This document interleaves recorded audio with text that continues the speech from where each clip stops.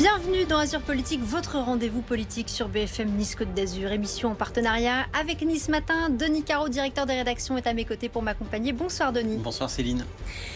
La question d'Azur Politique ce soir, pouvoir d'achat, sécurité, éducation, les maires des Alpes-Maritimes font-ils le travail de l'État? Souvent en première ligne, les maires ont-ils suffisamment de marge de manœuvre? Les dotations de l'État sont-elles suffisantes? Notre invité pour en parler est Jérôme Viau. Bonsoir. Bonsoir. Nouveau président de l'Assemblée des maires des Alpes-Maritimes et maire de Grasse. Vous nous parlerez aussi des sujets qui touchent à votre ville, notamment ce campus universitaire qui vient de prendre ses quartiers dans l'ancien palais de justice. Azur Politique, c'est parti.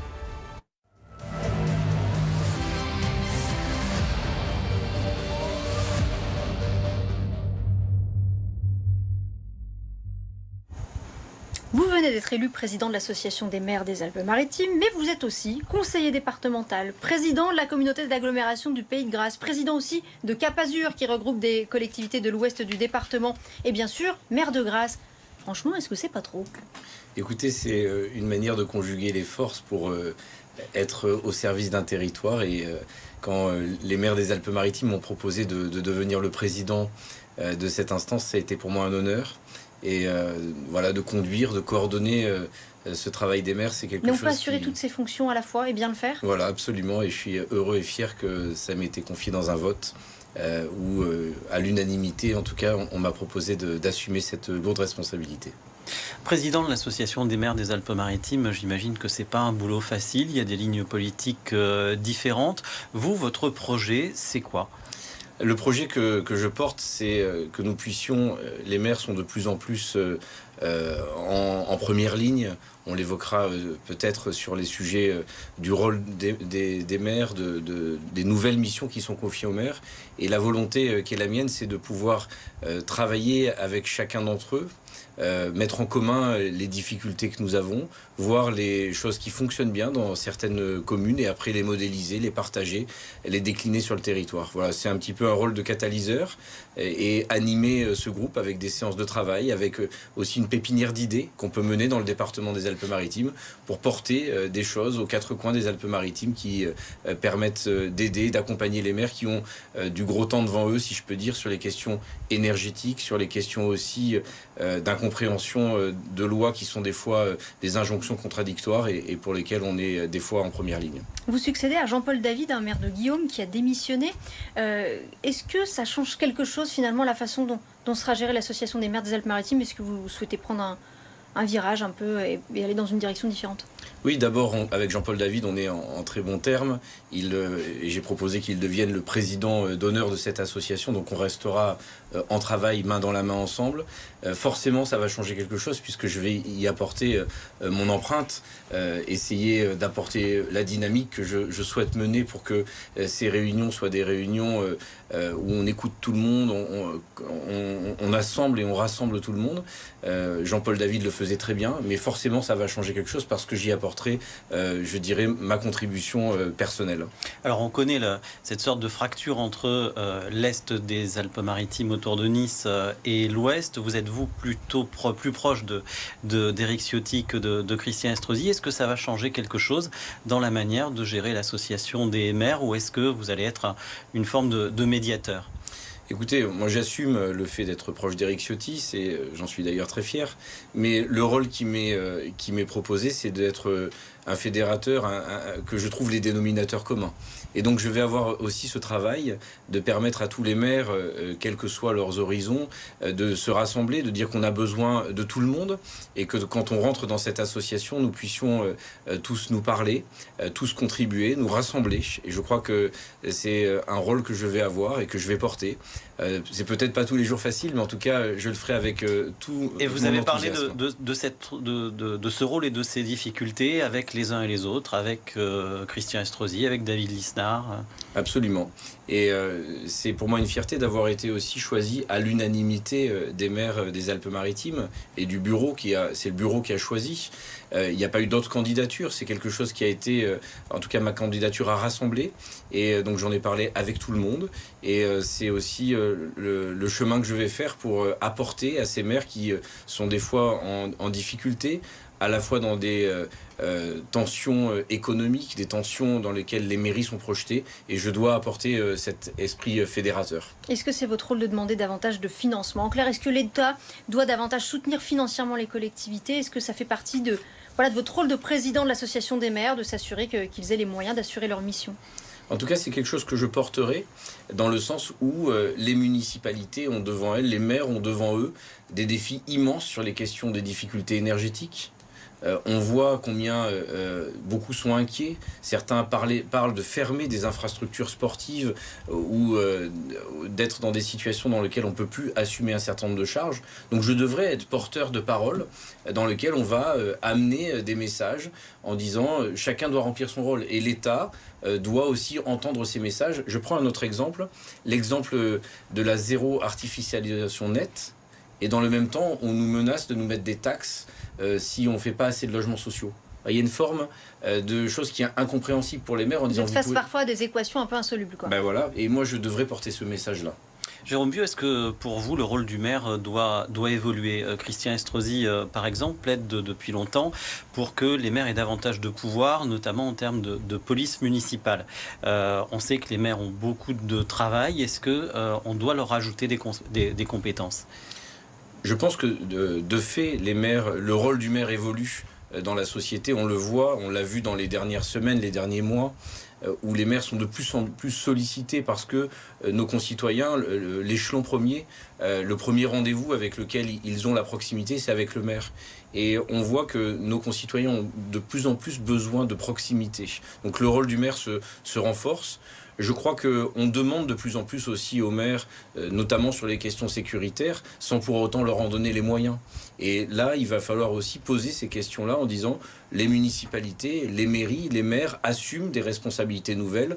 Comment demain ce sera compensé financièrement? Parce qu'on ne peut pas demander de faire plus avec moins d'argent. Dire qu'on transfère des compétences, mais pas des finances. C'est souvent le cas, et on le voit sur les questions de police. On l'a vu dans la crise du Covid. Le maire, son premier rôle, c'est pas de vacciner des gens ou c'est pas de faire respecter des couvre-feux la nuit. Les maires l'ont fait, ils ont été au rendez-vous, ils ont fait ce travail pour aider et accompagner la population. Et donc c'est important qu'en face, il y ait aussi des contreparties financières. Vous avez déjà évoqué la question du coût de l'énergie. Christian Estrosi, encore lui, appelle le gouvernement à discuter d'un bouclier sur les collectivités pour les aider à faire face à ce choc inflationniste. Est-ce que c'est une bonne idée ? Écoutez, moi, ce que je pense, c'est que le coût d'énergie, il est devant nous.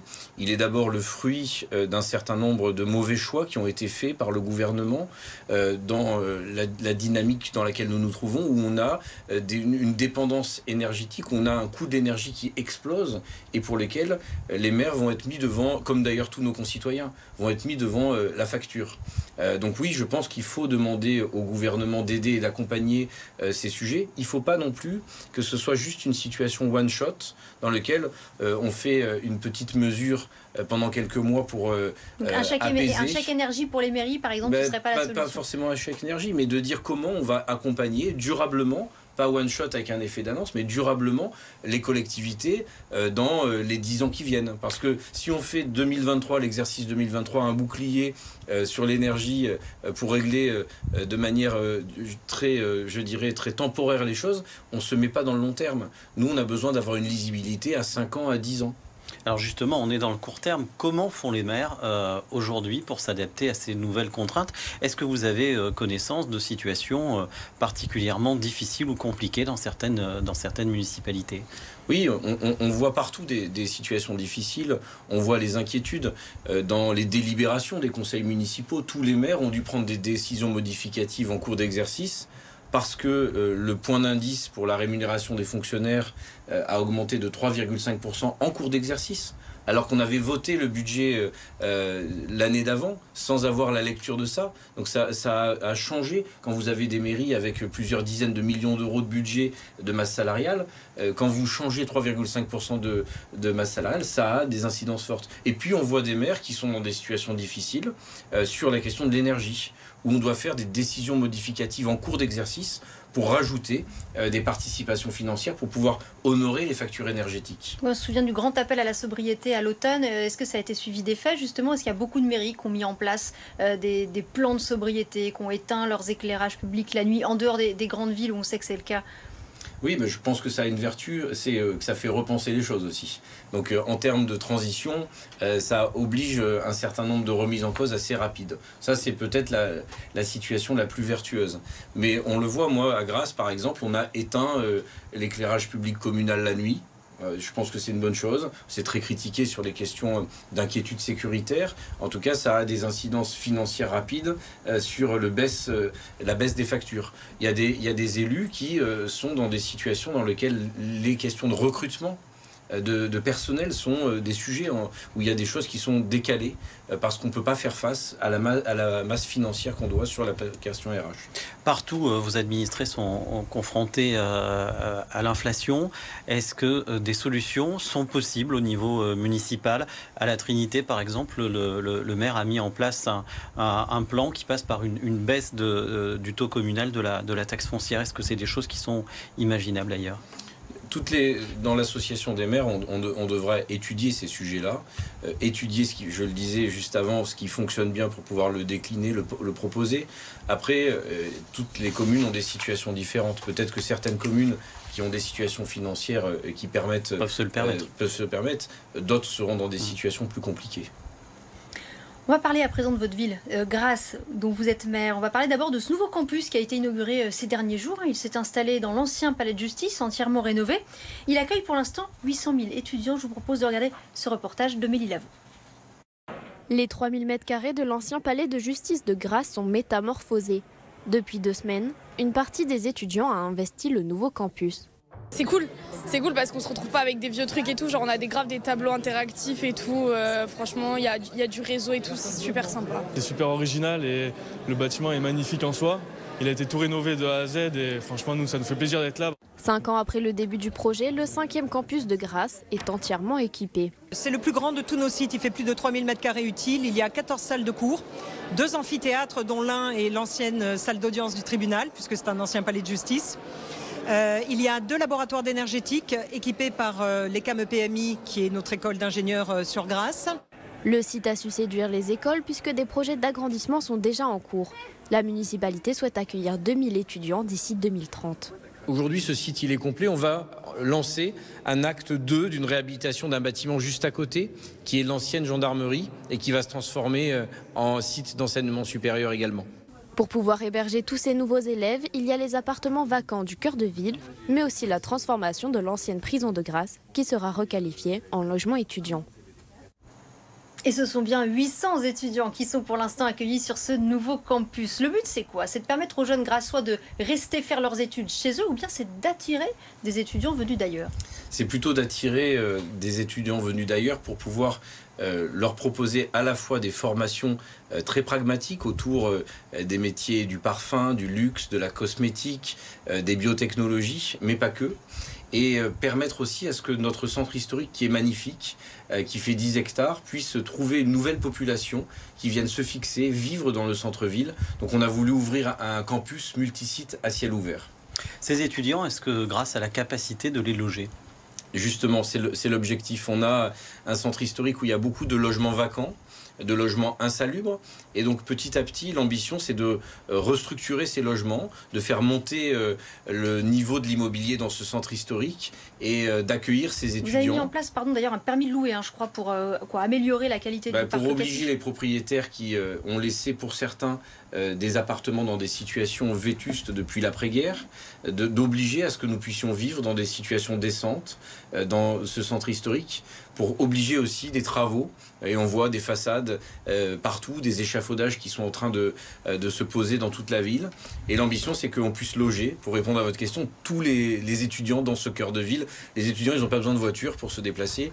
Et ça crée une présence, une vie. Et puis après, de l'offre et de la demande, c'est-à-dire la création de besoins pour les commerces. Donc l'objectif, c'est de changer la ville. C'est aussi l'objectif d'un autre projet de taille qui a été présenté aux habitants il y a peu. C'est la réhabilitation du quartier des Fleurs de Grasse. Un projet sur 10 ans avec la démolition, la reconstruction de 700 logements. La philosophie de ce projet, c'est quoi? Et comment les habitants vont être relogés? Alors c'est un projet qui est pas simple parce que quand vous annoncez la déconstruction de 6 hectares de logement social dans dans cette entrée de ville, c'est quelque chose qui génère de la turbulence. L'ambition, c'est quoi? C'est de restructurer cette entrée de ville qui avait d'abord une mauvaise réputation dans l'habitat, dans le bâti. C'est de dire que ça doit être restructuré esthétiquement, mais surtout fonctionnellement. Ce quartier, il ne fonctionne pas. Il y a des voitures partout, tout est imperméabilisé, les logements sont dans une situation difficile, il n'y a pas de mixité sociale, il n'y a pas de commerce, il n'y a pas de verdure. Voilà, donc soit on se dit, c'est pas grave, on va refaire 2 coups de peinture dans les cages d'escalier, on va changer 3 parlophones et ça va aller bien. Moi, je crois que ça peut pas aller bien comme ça. Et donc, on a pris la décision, c'est une décision forte, hein, on va pas faire de l'eau tiède, on va y aller fort et ça va durer 10 ans avec une déconstruction totale. Et c'est accueilli comment par les habitants? C'est mitigé. Je pense que la plus grande partie des habitants sont contents parce qu'ils sont demandeurs d'un changement depuis longtemps d'ailleurs. Ils voient que ce quartier, il est un quartier de relégation sociale, si on dit les choses aussi froidement qu'elles le sont. Et donc beaucoup sont demandeurs d'un changement. Et ils ne sont pas demandeurs à ce qu'on puisse réfléchir quelle petite plante on va choisir en bas ou quelle couleur on va mettre dans la cage d'escalier pour repeindre. Ils veulent un changement de structuration du quartier. Et puis après, il y a quelques personnes qui vont combattre peut-être ce projet-là pour des raisons diverses et variées. Qui craignent peut-être de devoir quitter leur quartier. Il y a ça aussi. Il y a des gens qui craignent de devoir quitter le quartier, qui ont des habitudes et aussi qui ont des moyens qui sont contraints et qui ont peur d'aller ailleurs. Donc on a travaillé à ça. Et d'ailleurs, avec l'écoute des habitants, on s'est rendu compte qu'il y avait beaucoup de personnes qui avaient plus de 70 ans, qui voulaient rester dans le quartier, qui avaient une légitimité à faire une résidence sociale senior, et c'est ce qu'on va faire. Vous êtes à présent à mi-mandat. Oui. À quoi va ressembler le centre-ville de Grasse à la fin de ce mandat en 2026? Est-ce qu'aujourd'hui vous dites, ça y est, j'ai déjà tenu mes objectifs de mi-mandat ou pas? Écoutez, je pense qu'il faut aller beaucoup plus loin, mais on avait annoncé l'arrivée d'un bâtiment culturel important, celui de la médiathèque. Il fait 3600 mètres carrés, il est en service. Il a été inauguré en décembre. Il a été inauguré en décembre, on prévoyait 7000 personnes par mois, on est à 15 000 personnes qui le fréquentent. La requalification du théâtre de Grasse qui a fait peau neuve avec cet acier Corten qui est autour de lui. Le palais épiscopal qui va être rénové et livré. Le campus étudiant. Je pense que la plupart des choses sont faites. Maintenant, il y a la restructuration du quartier Martelly qui est un sujet majeur de centre-ville et pour lequel nous devons aller au bout de ce projet. La population a souhaité que nous puissions le mettre en œuvre et c'est ce que nous ferons. L'hôpital est également en travaux, des travaux d'extension. On en est où de ce chantier? Il y avait une vraie urgence. L'hôpital était dans une situation où il fallait, je dirais, doubler l'accueil des urgences qui était sursaturé. Les blocs opératoires étaient amiantés avec une situation vétuste. On a engagé plus de 35 millions d'euros. Avec Michel Tabarot, on a porté ces sujets-là à l'Assemblée nationale et auprès surtout du ministre de la Santé. On a obtenu des financements bancaires et aujourd'hui, et des financements des concours de l'État. Aujourd'hui, c'est une situation qui va avoir le jour et le chantier a commencé. La livraison, c'est pour quand ? Alors il y a encore, à mon avis, plus d'1 an et demi de travaux. Bon, on a beaucoup parlé de dette publique après que la métropole niçoise a annoncé le report de nombreux projets en raison de la dette. Qu'en est-il à Grasse? Grasse est-elle une ville très endettée? Je vous demande ça parce que sur le site tout simplement c'est public sur impôts.gouv, on trouve la moyenne, l'endettement moyen par habitant, 1760 €. C'est bien au-dessus de la moyenne des villes de taille équivalente. Pour autant, la ville est sortie aussi du réseau d'alerte en 2019. Des efforts ont été soulignés par la Chambre régionale des comptes l'année dernière. C'est quoi la réalité financière aujourd'hui de la ville de Grasse? La réalité financière, c'est ce que dit ce chiffre, c'est que la ville a un niveau de dette important. C'est une vérité. Depuis que je suis devenu maire, j'ai vraiment souhaité à travailler au désendettement à marche forcée. Ça m'a été reproché parce que pendant les premières années de mon mandat, on n'a pas fait beaucoup de choses en 2014, 2015, 2016 parce qu'on a désendetté sur les différents budgets successifs. Mais la vérité, elle est là, c'est qu'on garde un niveau de dette important. Les choses vont mieux, on a une CAF, une capacité d'autofinancement positive, ce qui nous a permis de sortir du réseau d'alerte, ce qui a été souligné par la Chambre régionale des comptes. Donc la situation s'assainit, on a moins de dettes, mais on reste dans un niveau de dette important et on reste dans une situation, si on est honnête et transparent, qui est fragile parce qu'on a une structure à la fois sur nos recettes, sur nos dépenses, qui est très serrée. C'est un groupe espagnol qui a été choisi pour exploiter les bus de l'agglomération pour les 10 prochaines années. C'est une mesure d'économie. C'est une mesure de la meilleure offre qui nous a été présentée. à la communauté d'agglomération. On a 23 villes, on a 120 000 habitants, avec une organisation de transport, ce qu'on appelle une AOTU. Et on a fait une consultation pour voir qui était l'offre la mieux disante. Et c'est la meilleure offre qu'on a retenue, c'est cette entreprise. Donc on met ça en place, ça demande des ajustements, des modifications. Il y a des arbitrages d'économie qui ont été faits aussi, mais les choses sont faites avec, je dirais, le plus de transition possible. C'est pas facile et je me rends bien compte qu'il y a plein de choses qui dysfonctionnent. Et petit à petit, avec tous nos concitoyens qui contribuent massivement auprès de moi, eh bien, ça me permet de recaler les choses dans des lignes, dans des dessertes et dans un certain nombre de sujets sur toutes les communes. Oui, parce que d'un mot, il y a beaucoup de mécontentement autour des bus à Grassin, avec les bus dont le terminus maintenant sont à la gare et plus au centre-ville. Est-ce que vous allez y remédier? Vous allez faire quelque chose? Ouais, c'est un sujet différent. Les bus qui sont plus dans le centre-ville mais à la gare, beaucoup essayent de tout mélanger en disant que c'est de la faute du maire. C'est la région qui organise la question du transport. Et il y a eu cette décision, effectivement, d'enlever les autobus du cœur de ville pour les mettre à la gare. Je suis en dialogue ouvert avec Renaud Muselier, le président de région, pour qu'on puisse remettre des autobus. Donc vous lui demandez qu'il vous remette des bus en centre-ville. Absolument, en centre-ville. Et je remercie son écoute parce qu'on a eu encore une discussion ce matin pour que l'on puisse travailler à ce que les lignes qui viennent du littoral puissent revenir dans le cœur de ville et les lignes qui partent du cœur de ville vers le littoral puissent le faire. Ça va se faire ? Écoutez, pour l'instant, je ne vais pas l'annoncer, j'y travaille, mais en tout cas, j'ai bon espoir. Et je sais que mes concitoyens, nos concitoyens sont en attente de ça. Ils me disent, il faut une cohérence. Si on veut redynamiser le centre-ville, il faut qu'il y ait des bus qui viennent dans le centre-ville. Et donc, c'est ça que je porte et que je plaide. Et plutôt que faire des manifestations qui, à mon avis, ne feront pas beaucoup avancer les choses, je préfère travailler avec l'exécutif régional pour expliquer qu'il y a une incohérence entre soutenir une opération cœur de ville et après demander à ce qu'il n'y ait plus de bus dans un cœur de ville. Donc cette incohérence, ça doit être corrigée. Vous avez expliqué récemment à Nice Matin qu'il y aurait en 2023 de grandes annonces mondiales concernant le secteur de la parfumerie de luxe à Grasse. Est-ce que ces annonces seront de nature à donner une autre dimension à l'industrie du parfum? Incontestablement oui. On est dans une démarche où on prouve depuis maintenant 4 ans qu'on relocalise un certain nombre de grandes maisons autour du luxe, autour de la naturalité dans Grasse. Vous avez vu l'arrivée de Dior, de Louis Vuitton, de Lancôme plus récemment, et puis on a encore de grandes maisons qui vont annoncer ce retour. Il y a le sujet à la fois de l'agriculture, de la culture de la plante à parfum, il y a le sujet de revendiquer le storytelling d'un territoire pour ces maisons aussi, et puis il y a le sujet de la réindustrialisation.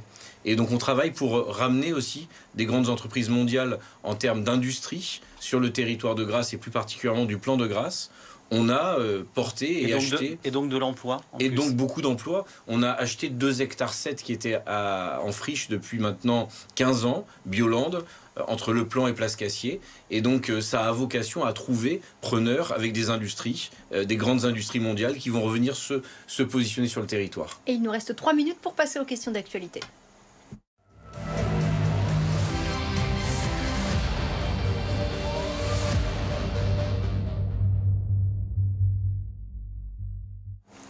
Un petit peu au-delà de Grasse, à présent, votre opposition s'est étonnée de votre silence sur le projet d'usine à béton sur la commune de Bar-sur-Loup, d'autant que vous êtes aussi président de la communauté d'Agglo. Tous les élus locaux s'y opposent, comme beaucoup d'habitants. Le député Éric Paujas s'est rendu sur place cet après-midi. Est-ce que vous considérez qu'on doit empêcher l'installation de cette usine?